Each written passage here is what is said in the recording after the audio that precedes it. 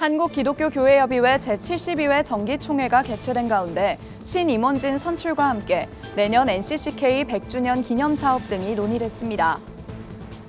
나날이 우리 사회를 병들게 하는 마약 중독, 마약을 접하는 연령까지 급격히 낮아지는 심각한 상황에 이를 의학적, 신학적으로 바라보는 세미나가 열렸습니다. 미국 뉴욕의 랜드마크였던 한 교회가 최근 보수 비용 문제로 철거 위기에 놓였습니다. 역사적인 교회가 사라지는 현상이 이어지고 있는 가운데 국내 상황은 어떤지 알아봤습니다. 태권도 공연으로 독립운동의 정신을 감동적으로 그려낸 예배가 있어 화제입니다. 백석대와 백석문화대에 열린 예배 현장을 취재했습니다. 여야 국회의원들이 여의도 순복음교회에서 열린 추수감사절 예배에서 화합의 정치를 다짐했습니다.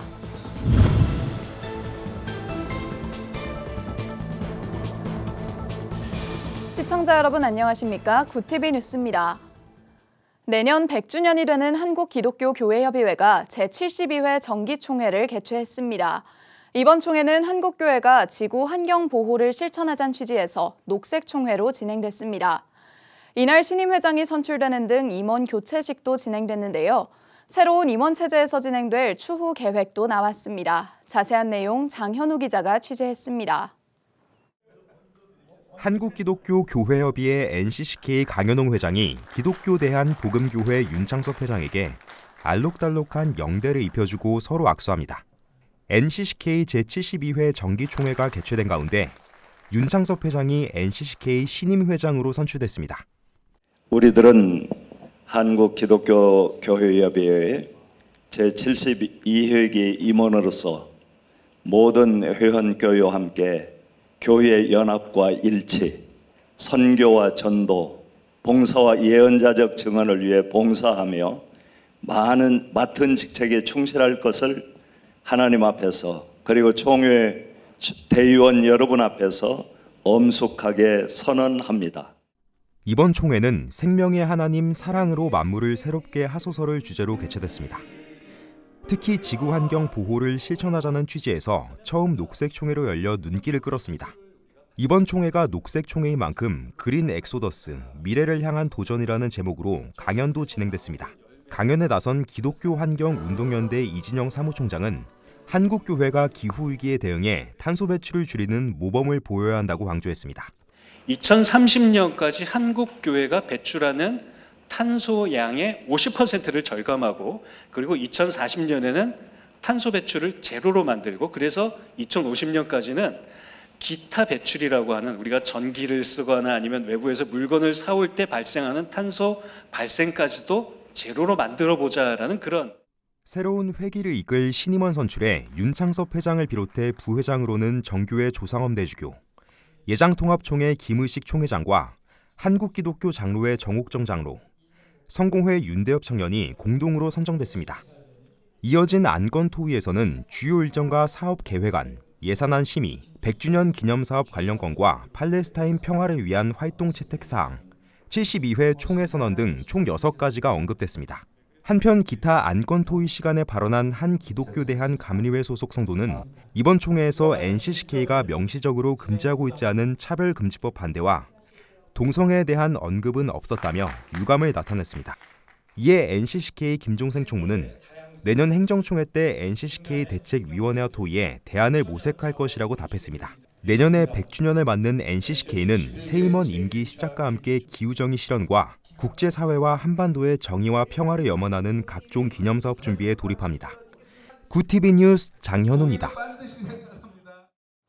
우리나라에서 10살도 채 되지 않은 아동 200여 명이 매년 마약 중독 치료를 받고 있다는 믿기 어려운 통계가 나왔습니다.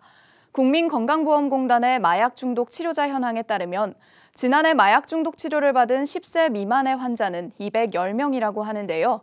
20대 환자도 4년 새 55%나 늘었습니다. 더 이상 방치하면 안 되는 벼랑 끝에 다다랐다는 지적이 나옵니다. 김효미 기자입니다. 더 이상 마약 청정국이 아닌 대한민국. 급격히 늘어난 마약 중독 환자들로 인해 마약치료병원은 매일 포화 상태입니다. 무엇보다 마약류 중독자들의 연령층이 급격히 낮아졌다는 것도 충격적입니다. 한국기독교생명윤리협회는 마약 중독 어떻게 볼 것인가라는 주제로 세미나를 열고 의학적, 신학적 관점에서 이 사안을 접근했습니다. 강연에 앞서 최근 작고한 박상은 안양샘병원 미션 원장이 생전에 남긴 환영사를 통해 한국의 마약 문제에 대해 종교계가 더욱 기도하고 관심을 가져야 한다고 전했습니다. 중독이라고 하는 것은 공허한 우리의 마음을 채우기 위해서 우리의 허황된 욕심에서 비롯됩니다. 기쁨, 참다운 평안, 우리의 마음이 주님 안에서 그리고 우리 가족과 관계 속에서 평안을 누릴 때만이. 민성길 연세대 의과대학 명예교수는 의학적인 관점에서 마약을 어떻게 봐야 하는지에 대해 강연했습니다. 민 교수는 마약 중독은 정신장애며 결국엔 죽음에 이르게 된다고 전했습니다. 근데 이제 마약 중독이라는 병의 예후가 어떨 것인가, 어떤 병을 앓는 사람이 살 것인가 죽을 것인가, 이 개인은 거의 반드시 망해요, 안 고치면. 근데 인류적으로서도 어떻게 될 것인가, 그 예후를 생각하면 인류의 미래가 이제 비관적이죠. 심각한 마약 중독 상황이 계속될 경우에 의학계 전망도 나왔습니다. 우울증이 안 고치지면 그걸 수술을 해요. 그럼 이걸 누르면 기분이 좋아져요. 집에서 자기가 원하는 물질을 만들어서 써요. 그럼 몸에서 자꾸 몰핀을 만들어내겠죠? 그러면서 민 교수는 결국 마약 중독에 벗어나기 위해서는 기독교적인 인격이 훈육돼야 한다고 강조했습니다. 신학적 관점에서 바라보는 마약 중독은 어떨까? 한국기독교생명윤리협회 이상원 상임대표는 환각이 영지를 얻는 첩경이라고 해석하며 마약 흡입을 정당화하는 이들이 있다면서 신체 통제 기능을 상실한 상태에서 체험하는 환각은 하나님의 형상을 파괴하는 죄라고 지적했습니다. 그러면서 환각과 성령님이 임재하시는 영적 체험의 차이점에 대해 설명했습니다. 외부로부터 주어진 영적인 세계의 장면들이 주어진다 하더라도 그 장면들은 악령 곧 귀신들이 마약 흡입자의 영혼 속에 들어와 조작해낸 거짓된 장면들입니다. 그러나 진정한 영적 체험은 객관적으로 실제하는 현실이라는 것입니다. 이상임 대표는 마약 중독에 대한 치료는 정신의학적인 과정을 반드시 거쳐야 하나 이것은 일시적인 응급조치라며 객관적이고 실질적인 복음의 능력을 통해서만 치료가 가능하다고 강조했습니다. 굿티비 뉴스 김유미였습니다. 미국 뉴욕에서 지역의 랜드마크로 불리던 한 교회가 최근 철거 위기에 놓였습니다.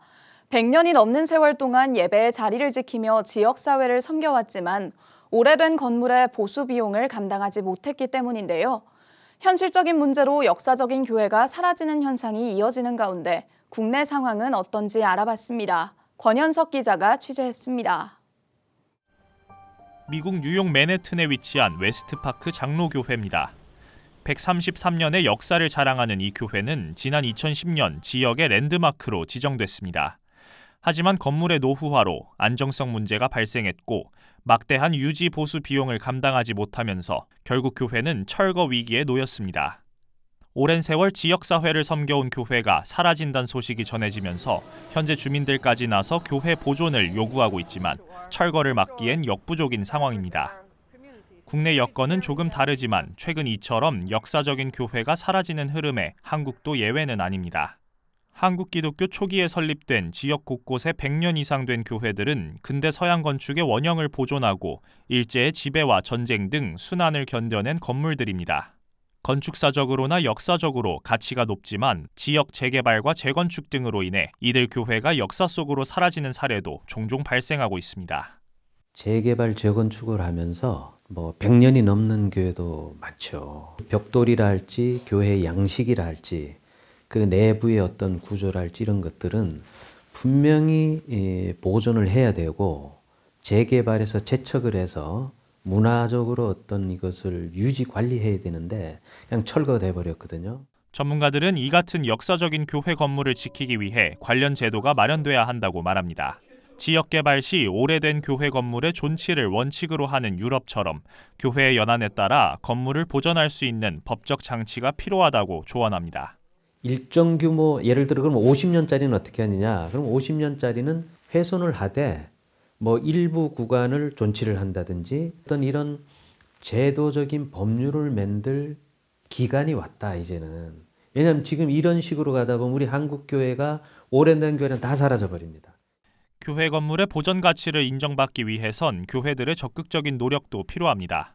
전문가들은 현재로서 지역 개발 중 오래된 교회 건물을 지키기 위해선 교회가 등록 문화재로 지정되는 것이 유일한 방법이라며 이를 위해 교단의 지원과 함께 교회가 속한 지자체와의 협력이 필요하다고 조언하고 있습니다. 구티비 뉴스 권현석입니다. 백석대와 백석문화대가 태권도와 민족정신을 융합한 새로운 형식의 공연을 열린 예배 중에 선보였습니다. 2023 사랑하라는 노래에 독립만세운동의 역사적 사건을 감동적으로 그려냈다는 반응이 나왔습니다. 김승균 기자가 취재했습니다. 백석대학교와 백석문화대가 진행하고 있는 열린 예배가 학생들의 큰 호응을 얻고 있는 가운데 이번에는 태권도와 민족정신의 스토리를 융합한 새로운 형태의 공연을 선보여 화제입니다. 열린 예배는 기존의 예배 형식이 아닌 다양한 문화적인 요소를 기독교에 접목시켜 복음을 전하는 특별한 예배입니다. 2023년 사랑하라는 주제로 진행된 이번 공연은 스포츠과학부 태권도 전공팀이 독립만세 운동을 모티브로 준비했습니다. 변화와 도전, 열정이라는 키워드를 기독교 세계관에 녹여내 학생들과 외부 관람객들의 호응을 얻었습니다. 변화하는 시대에 끊임없이 도전하고 열정을 가지고 살자 하는 것인데 바로 변화와 도전과 열정의 마음이 여기에 녹아져 있다고 생각합니다. 그래서 우리 학생들이 전통적인 그 예배의 좀 식상에 있어서 다양하게 변화를 추구하고 있고 그리고 저희 목사님들도 또 다양한 그 도전을 하고 있습니다. 이동수 교목실장은 천안의 상징인 유관순 열사의 모습을 수준 높은 태권도 공연과 기독교의 시각으로 새롭게 선보인 부분을 매우 좋아해 주시는 것 같다며 교수들과 학생들의 노력과 헌신으로 아름다운 예배가 된 것 같다고 소감을 전했습니다. 처음에는 좀 많이 걱정을 했었던 부분이 태권도라는 이런 공연적인 부분을 잘 표현할 수 있을까라는 이런 되게 고민도 많이 했고 그러다 보니까 되게 많이 신경을 썼던 것 같습니다. 이제 감동을 줘야 되기 때문에 아무래도 한 1200명의 학우들이 그 감동 포인트에서 다 감동을 받아서 좀 반응이 되게 좋았던 것 같습니다. 공연에 참여한 학생들은 학생들과 교수님들이 한마음으로 열정을 불태웠던 것 같다며 앞으로도 많은 분야에서 도전해보고 싶다고 입을 모았습니다. 한편 백석대학교와 백석문화대학교 교목본부는 매년 열린 예배라는 이름 아래 창작 댄스 뮤지컬, 무언극, 음악 예배 등 다양한 시도로 복음 전파를 위해 노력하고 있습니다. 구티비 뉴스 김승균입니다. 추수감사주일인 19일 여야 국회의원들이 여의도 순복음교회 예배에 참석했습니다. 이영훈 담임목사는 예배 설교 후 이날 참석한 권영세 국민의힘 의원과 김영배 더불어민주당 의원을 소개하며 화합의 정치를 이뤄달라고 당부했습니다. 두 의원은 여야가 화합해 위대한 대한민국을 건설해 나갈 것을 다짐했습니다. 이렇게 함께 예배드리는 것처럼 우리 국회가 좀 잘 됐으면 좋겠습니다.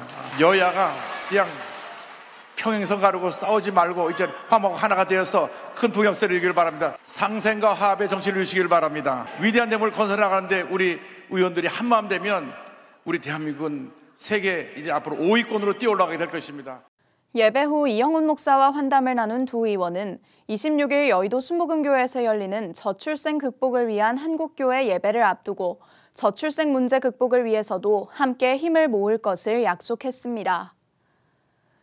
세계기도운동본부가 18일 120문도 기도운동 남자목사 발대식 창립예배를 경기도 광주시 소명중앙교회에서 진행했습니다. 120문도 기도운동은 길었던 팬데믹으로 인해 교회와 기도원이 침체되자 순례버스를 타고 전국에 있는 기도원들을 방문하며 기도한 데서 시작했습니다. 소명중앙교회 담임목사인 김대성 총재는 초대교회 마가다락방 120문도 성도들이 전 세계로 복음을 확산시킨 것처럼 복음의 불꽃을 살려내자고 말했습니다. 다시 한번 이 시대에 일어나서 바울 사도 사명을 목숨보다 우선하는 이 위대한 하나님의 종의 그 발자취를 따라서. 한편 이날 참석한 100여 명의 회원들은 구티비 글로벌 선교방송단 선교기자로서 미디어 선교 사역에도 동참하기로 했습니다.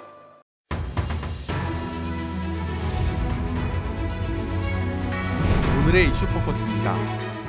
지난 17일 전국 지방자치단체의 민원 업무 및 정부 24를 통한 민원 서비스 중단의 원인이 공무원 전용 행정 전산망의 오류 때문인 것으로 파악됐습니다. 이번 사태는 세월과 연결된 네트워크 장비의 장애 발생이 원인으로 이 때문에 연간 1,200만 명이 사용하는 정부24 온라인 민원 서비스가 먹통이 됐습니다. 한편 세울 등의 전산망을 관리하는 정보관리원의 내년도 예산은 크게 올랐지만 서버에서 문제가 발생하자 정보관리원에 대한 정부의 관리 소홀 때문이라는 지적도 나옵니다. 국회 행정안전위원회 소속 더불어민주당 권인숙 의원은 정보관리원의 시스템 관리 내실이 부족했던 탓에 이번 사태가 발생한 것이라며 기관에 투입되는 예산이 제대로 쓰이는지 점검하고 재발 방지책을 마련해야 한다고 강조했습니다. 법무부는 내년 1월 12일 스토킹 범죄자에게 위치 추정용 전자장치를 부착할 수 있도록 한 개정 스토킹 처벌법 시행에 맞춰 피해자 보호를 강화하는 방안을 20일 밝혔습니다. 법무부에 따르면 개선안은 위치 추적 관제센터를 거치지 않고도 스토킹 가해자가 일정 거리 안으로 접근할 경우 피해자에게 휴대전화 문자로 가해자의 위치 정보를 자동 전송하는 시스템을 도입했습니다. 또한 피해자가 보호장치를 지니고 있지 않더라도 보호 서비스를 이용할 수 있도록 피해자 보호용 모바일 애플리케이션을 2024년 하반기까지 개발할 방침입니다. 한동훈 법무부 장관은 이번에 개발한 피해자 알림 시스템과 모바일 애플리케이션은 피해자들이 일상생활을 하는데 도움을 줄 것으로 기대한다고 말했습니다. 합동참모본부는 이른바 군사정찰 위성 발사를 준비하고 있는 북한에 발사를 즉각 중단할 것을 엄중히 경고한다고 20일 밝혔습니다. 강호필 합참작전본부장은 이날 국방부에서 발표한 대북경보 메시지를 통해 북한이 한미동맹과 국제사회의 경고에도 불구하고 위성 발사를 강행하려 하고 있다며 이같이 말했습니다. 강 본부장은 군사정찰 위성 발사는 탄도미사일 기술을 이용한 북한의 모든 미사일 발사를 금지한 유엔 안보리 결의를 위반하는 것이며 우리 국가 안보를 위협하는 도발 행위라고 지적했습니다. 이어 경고에도 불구하고 북한이 군사정찰 위성 발사를 강행한다면 우리 군은 국민의 생명과 안전을 보장하기 위해 필요한 조치를 강구할 것이라고 밝혔습니다. 19일 리그 오브 레전드 월드 챔피언십 결승전에서 국내 리그 LCK의 T1이 7년 만에 우승컵을 들어올렸습니다. 이날 서울 구로구 고척 스카이돔에서 진행된 2023 롤드컵 결승전에서 T1은 중국 웨이보를 상대로 결승전에서 세트 스코어 3대0으로 승리했습니다. T1과 주장 페이커 이상혁은 이로써 통산 4회 롤드컵 우승을 기록하며 역대 최다 우승 타이틀을 자체 경신했으며 T1은 7년 만에 다시 세계 정상에 올랐습니다. 한편 롤드컵은 매년 11월 열리는 롤 최고 권위의 국제 클럽 대항전이자 관중수 기준 세계에서 가장 큰 e스포츠 대회로 롤드컵이 한국에서 열린 것은 5년 만입니다. 구티비 뉴스 장정훈입니다.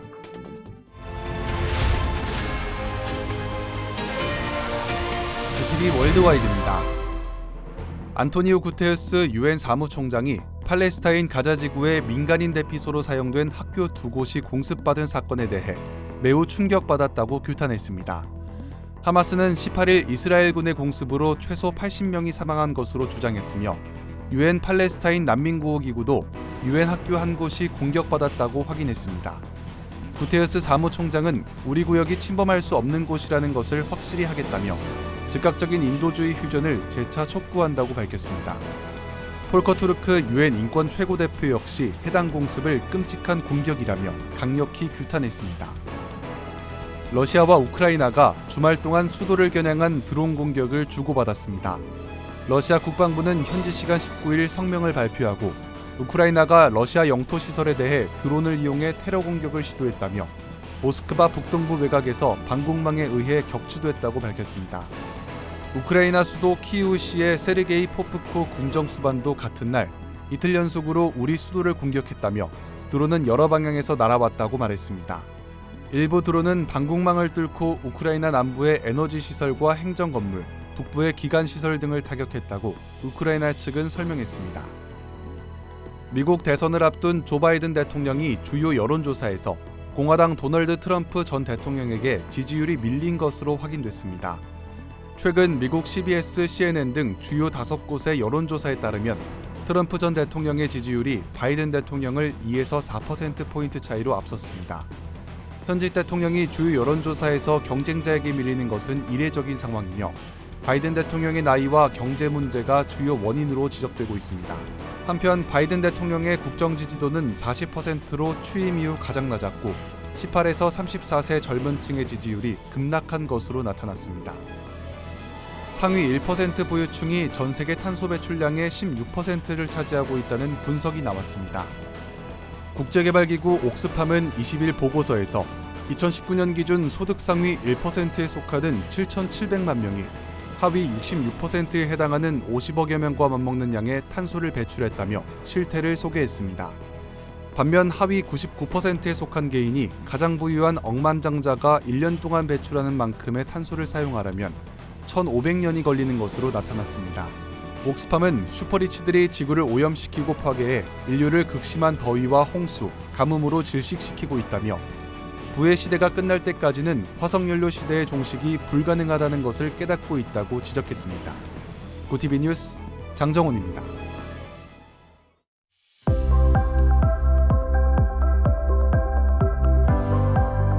내일도 전국 하늘이 대체로 맑겠습니다. 한낮에는 오늘보다 기온이 더 크게 오르겠는데요. 서울을 비롯한 대부분 지역의 낮 기온이 15도 안팎을 보이며 예년보다도 온화한 날씨를 보이겠습니다. 하지만 아침 저녁으로는 바람결이 차갑겠습니다. 일교차가 크게 벌어지는 만큼 건강 잃지 않도록 보온에 신경 써주시기 바랍니다. 이어서 전국 날씨입니다. 내일 한낮 최고 기온은 서울 14도, 강릉 20도가 예상됩니다. 남부지방의 경우 대구와 광주 17도, 부산은 18도를 보이겠습니다. 날씨였습니다. 일회용품 사용 규제를 철회한다는 발표로 업계에 혼란과 논란이 일면서 정부가 서둘러 관련 계획을 발표하겠다고 밝혔습니다. 정책은 명확한 기준을 가지고 일관되게 적용돼야 혼선을 빚지 않습니다. 처음 일회용품 사용 제한을 시작한 것도, 친환경 정책을 잠시 중단한 것도 정부의 일관된 이유와 기준이 설명돼야 할 겁니다. 이상으로 뉴스를 마칩니다. 함께해 주신 여러분 고맙습니다.